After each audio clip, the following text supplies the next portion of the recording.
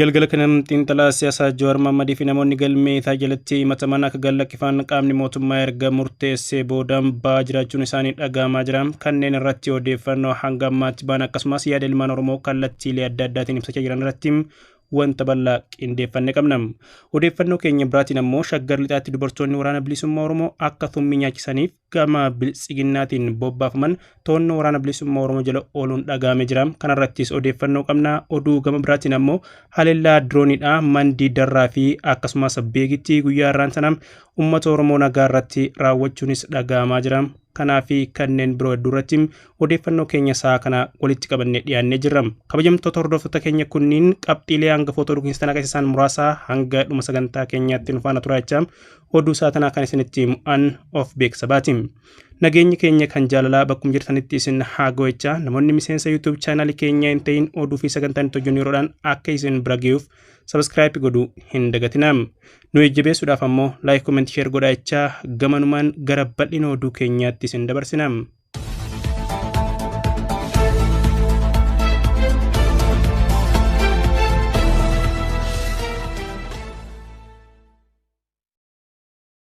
Jawaar Mohammad dabalatee hogganoonni paartii mormituu koongirensii federaalaa Oromoo fi namoonni isa waliin himataman mana hidhaa Qaalitti jiran ba'uun isaanii dhagahamaa jira. Gama kaaniin paartii Baaldaraas durataa kan ta'anii fi dhaabicha isaanii kan hoogganan Iskandar Naggaa fi hooggantoonni dhaabichaa kan hiikamuu isaanii gama fuula Facebook irratti barreessuudhaan mirkaneessuu akkasumas gabaasota miidiyaaleen ba'anii fi suuraaleen isaanii gallakkifaman mirkaneessuu danda'ee jira.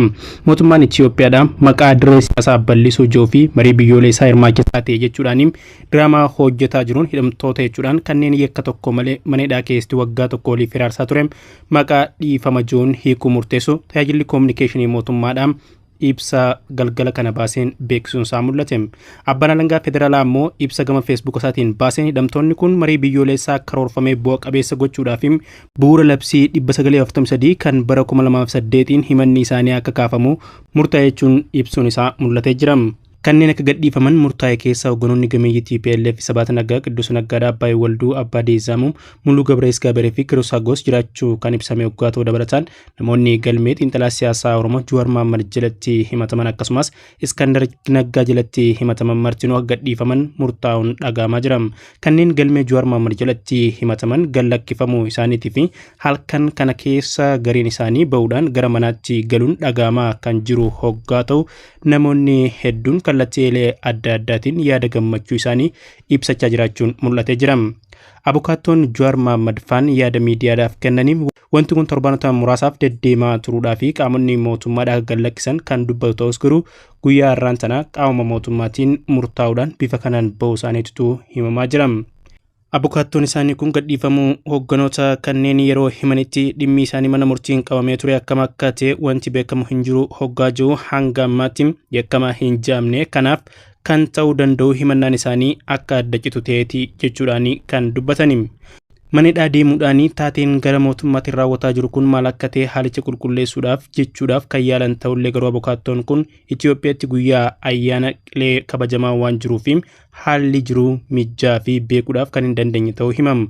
Akka abukaattoon kun jootti hidhamtoonni haala kamiin akka gallakkifamuuf deemu isaanii kana dhagaan irratti kan gaafatamaniin qaamaan argamuudhaan akka baanitti himame xaliyaan isaanitti kennuun isaaniitis hin hafu haaluma kana ta'uu danda'a jechuudhaan dubbatama. Maatiin hidhamtoota kan ta'an ammoo intalti Baqqalaa Garbaa akka jettutti abbaan koo bilbilee ture ni kamtu jaanii nutti himaniinu waraqaan mallatteeffamee garana ergameera jaanii nutti himaniin kanaafuu ba'uu dandeenye jechuudhaan nutti hime jechuudhaan haala waliigalaa guyyaa mana hidhaa Qaalitti keessa ture irratti yaada isaanii kennaa turani. Galmee Jawaar Mohammad jalatti namoonni 20 ol kan himataman hoggaa ta'u Qaalittitti Jawaar Mohammad, Baqqalaa Garbaa, Hamzaa Booranaa, Mallasaa Dirribsaa faan kan keessa jiran hoggaa ta'u namoota kanneenii fi eegdonni Jawaar Mohammad hanga ammaatti gallakkifamuudha odeeffannoon ba'aa jiru kan mirkaneessaa jiru.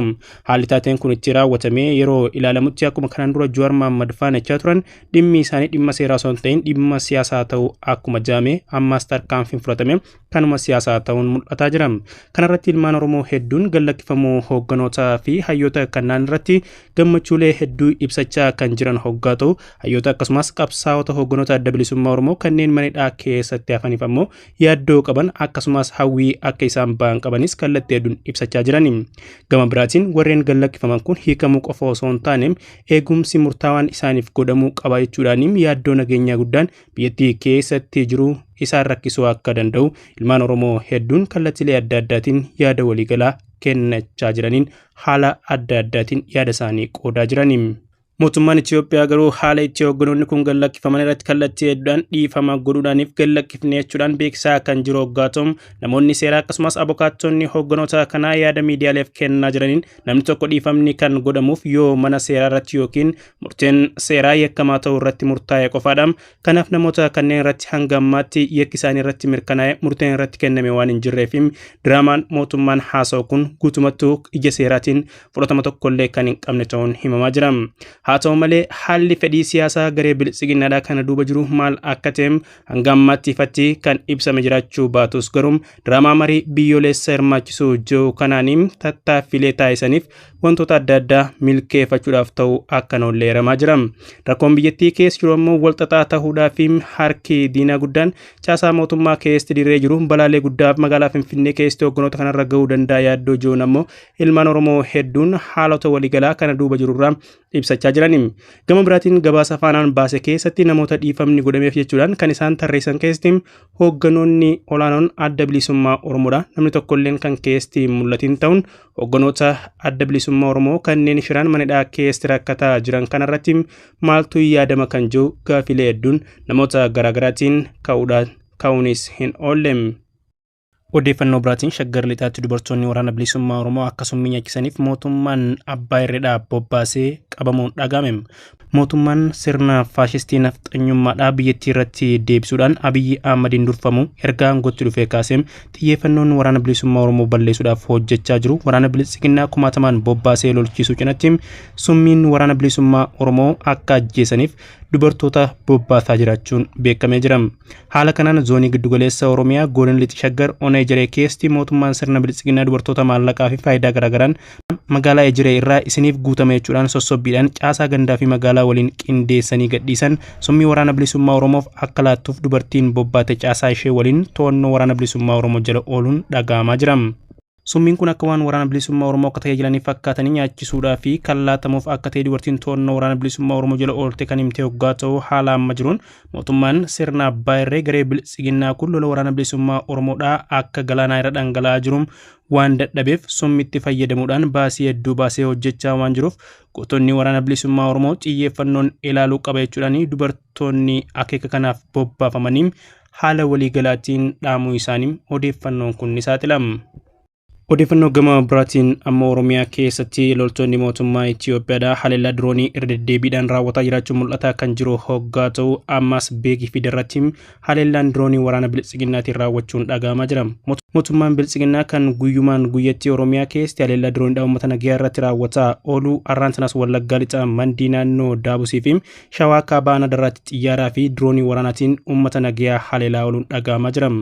Guyyaa arraan tanaa kanaas lixa Wallaggaa beekitti manneen barnootaa fi qe'een uummata dirooniidhaan barbadaa'uun kan himamu hoggaa ta'u miidhaan qabeenyaa fi lubbuudhaa hedduun dhaqqabuun kan odeeffamu ta'us garuu haala waliigalaatiin miidhaaleen guutumatti qulqullaa'ee gara miidiyaatti bahuu hin dandeenye. Odeeffannoo biraatiin baqattoonni Eeltiraa sadii kaambii baqattoota naannoo Tigraay keessa jiru keessa jiraatan haleellaa qilleensaa mootummaan Itoophiyaa raawwateen ajjeefamu United Nation hime. Haleellaa qilleensaa kaambii baqattoota Mayaayinii Jaamurratti raawwate kanneen du'an keessaa 2 ijoolleedha kan jaamu hoggaa ta'u namoonni biroo hedduun ammoo madaa'utu himaa jiram. Koomishiniin baqattoota United Nation Filippo Grandi baqattoota haleelamuu akka hin qabne kan himan hoggaa ta'u mootummaan Itoophiyaa fi humnoonni TPLF mirgoota namoomaa nagayaa akka kabajanis irra deebiin gaafatanii. Waa'ee haleellaa kana gama mootummaa Itoophiyaatiin hanga ammaatti wanti yaame kan hin jirre ta'us garuu haleellaa diroonii yeroo adda addaatti mootummaan Itoophiyaadhaa Tigraay keessatti raawwatuun miidhaan baqattoota irraa kan ga'e ta'utu himamaa jira. Haleellaa qilleensaa humnoonni mootummaa raawwataniin Tigraay iddoowwan garaagaraatti lammiileen nagaa hedduun ajjeefamuu aangoonni TPLF yeroo adda addaatti kan himan hoggaa ta'u roobii darbee haleellaa Aksum Shiree fi iddoowwan kan itti raawwateen namoonni hedduun ajjeefamuu Geetaachoo Raddaa Tiwiitara irratti barreessuun himanii turani.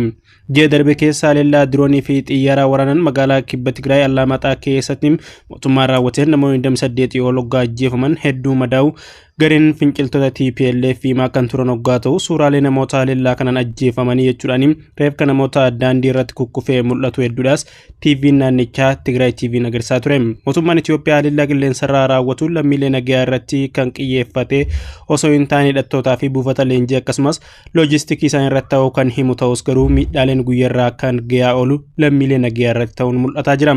Finciltoonni Tigraay naannolee Amaaraa fi Affaar qabatanii turan gadhiisanii gara daangaa Tigraayitti deebi'uu kan himan hoggaa ta'u mootummaan ammoo injifannoo waraanaa jechuun hanga ammaatti dhaadannoo kan itti fufee hoggaa ta'u mootummaan Itoophiyaa loltoonni isaa finciltoota duukaa bu'uun daangaa naannoo Tigraay seenanii akka hin lolle ifatti miidiyaan beeksisus garuu keessoo isaattis ta'e naannoo daangaatti lolli kan jiru ta'uun dhaga'amaa jira.